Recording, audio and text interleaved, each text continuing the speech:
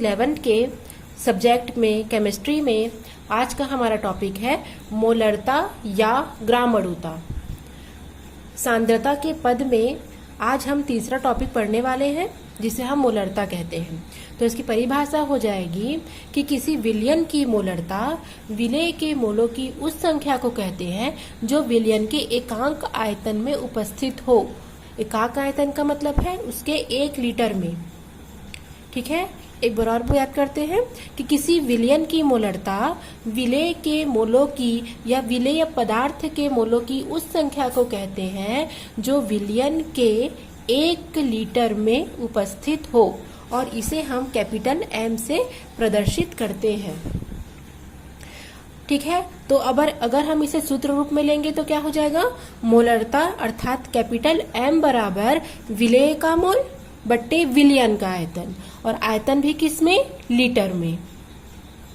ठीक है, यदि हम आयतन को मिलीलीटर में लेते हैं तब क्या हो जाएगा इसका सूत्र, मोलरता बराबर विलेय के मोल बट्टे विलयन का आयतन ml में।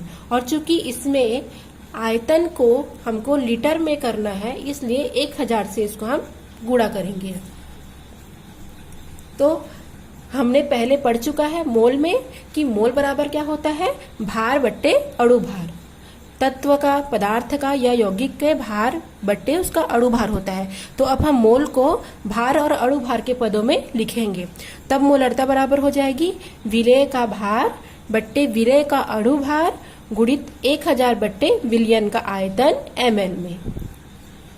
ठीक है, अब यदि हम मान लेते हैं विलेय का भार को यदि हम W भी लेते हैं, विलेय का अणु भार को यदि हम M भी लेते हैं और आयतन को यदि हम V के पदों में लेते हैं, तब इसका सूत्र हो जाएगा M equal to WB upon MB into VML into 1000।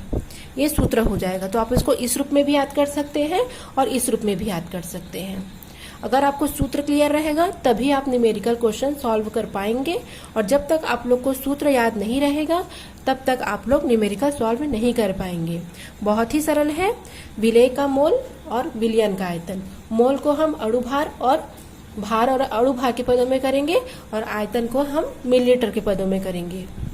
यदि मान के चलो कोई भी न्यूमेरिकल क्वेश्चन दिया है और वहां पर यदि हम 4m लिया है तो 4m का मतलब है 4 मोल विलेय उपस्थित है 1 लीटर विलयन में।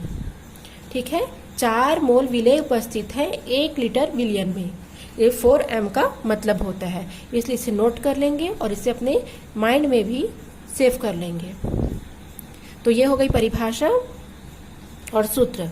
अब हम एक आंकिक प्रश्न देखेंगे।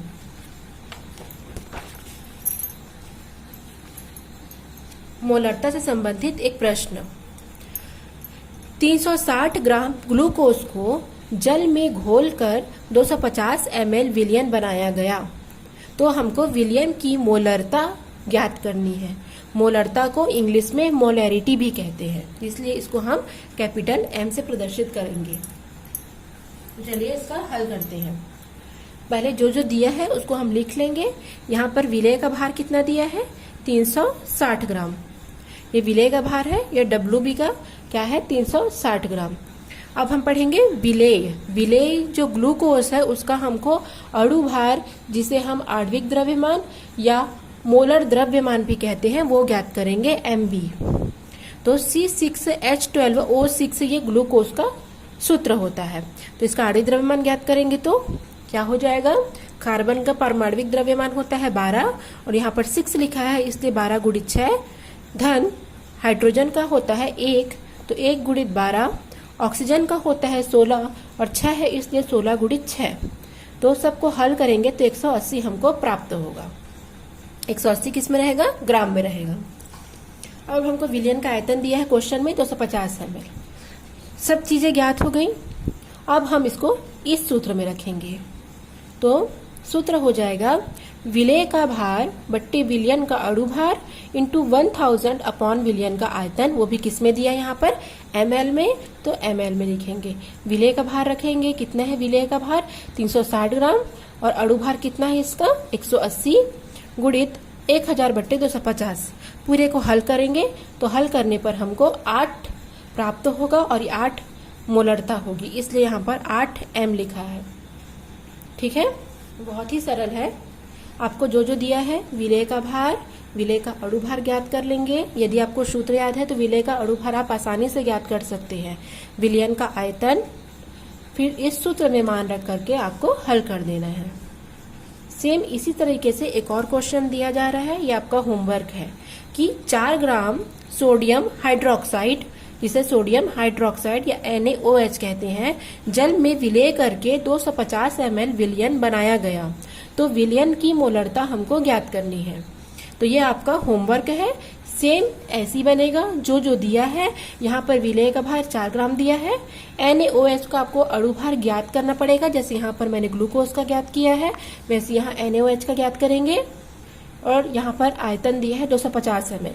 फिर इसी सूत्र में रख करके आप इसे हल कर देंगे। तो इसे आप बनाइए स्वयं से। अगले वाले वीडियो जो आएगा उसमें मैं इसका आंसर आपको लिख के दे दूंगी, आप मैच कर लीजिएगा कि आपका बनाया हुआ आंसर और इस आंसर में कुछ गलती तो नहीं है। तो ये हो गया। क्वेश्चन देख लीजिए और लिख सकते हैं आप क्वेश्चन।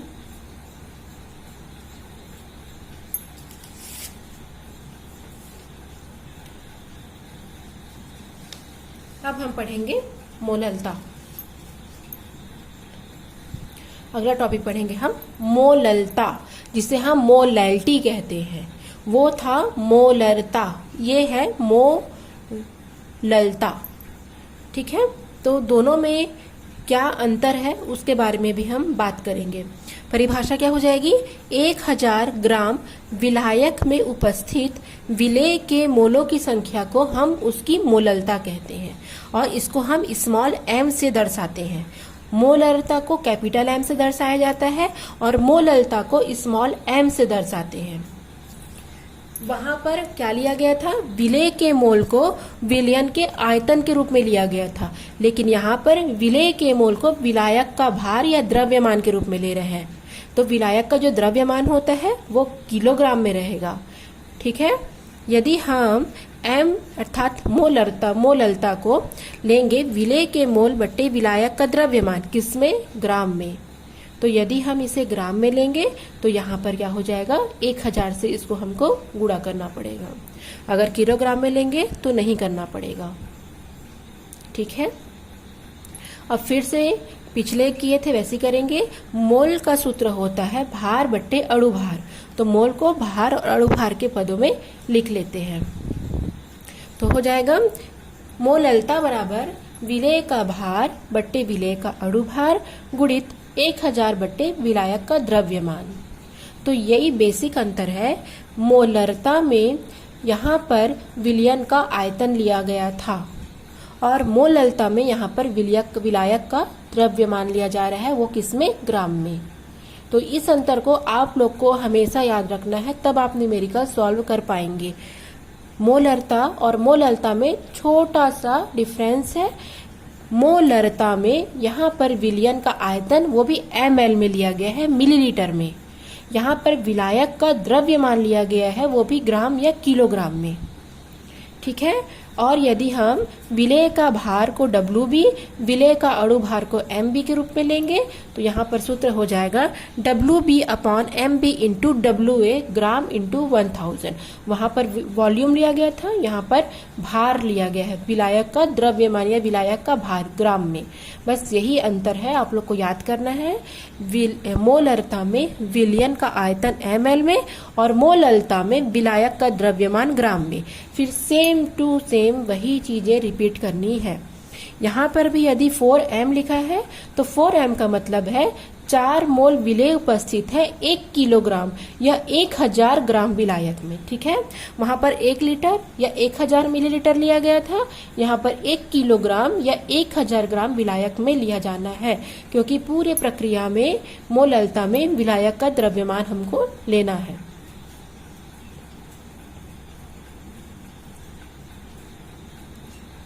तो चलिए इसका भी एक आंकिक प्रश्न देख लेते हैं। सूत्र आप लोगों ने लिख लिया होगा।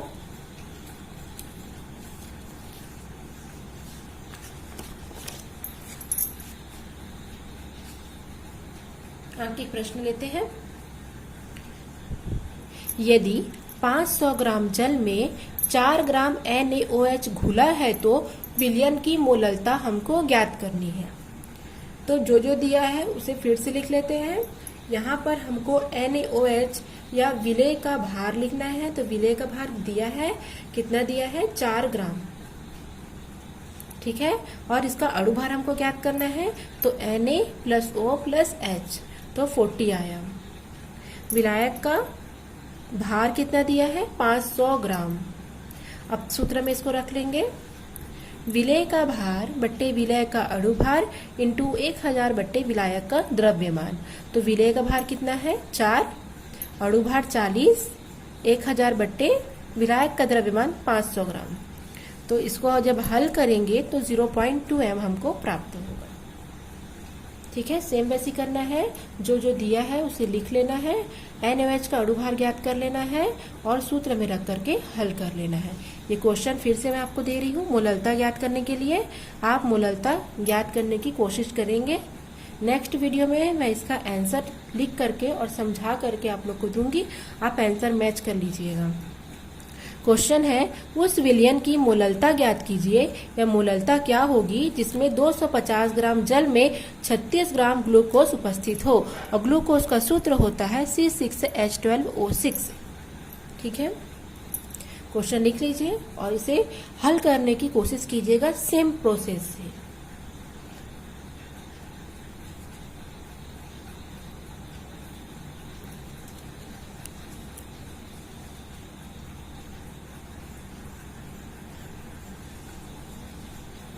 ठीक है, अब हम मोललता और मोलरता में अंतर देखेंगे कि दोनों में क्या अंतर होते हैं। सबसे पहला अंतर तो हो जाएगा, मोलरता को कैपिटल M से प्रदर्शित करते हैं और इसे स्मॉल m से प्रदर्शित करते हैं। मोलरता में विलयन के आयतन पर विचार किया जाता है जो लीटर या मिलीलीटर में होता है, और मोलरता में विलायक के द्रव्यमान या भार पर विचार किया जाता है जो ग्राम या किलोग्राम में होता है। ठीक है, और इसमें विलयन का आयतन ताप के साथ बदलता है, क्योंकि आयतन है तो आयतन तो तापमान बदलने पर बदलेगा ही, लेकिन विलायक का जो द्रव्यमान है वो किसी भी कंडीशन में चेंजेस नहीं होगा, कोई भी परिवर्तन उसमें नहीं आएगा। इस प्रकार यह जो मोललता है, इसकी जो सांद्रता है वो मोलरता की अपेक्षा बेस्ट होता है। तो 2 नंबर में ये क्वेश्चन पूछा जाता है, मोलरता या मोललता में अंतर स्पष्ट कीजिए। तो आप इसे लिख लीजिएगा। कोई भी डाउट होने पर आप कमेंट्स कर सकते हैं, और जो क्वेश्चन आपको होमवर्क दिया गया है उसे आप सॉल्व करने की पूरी कोशिश कीजिए।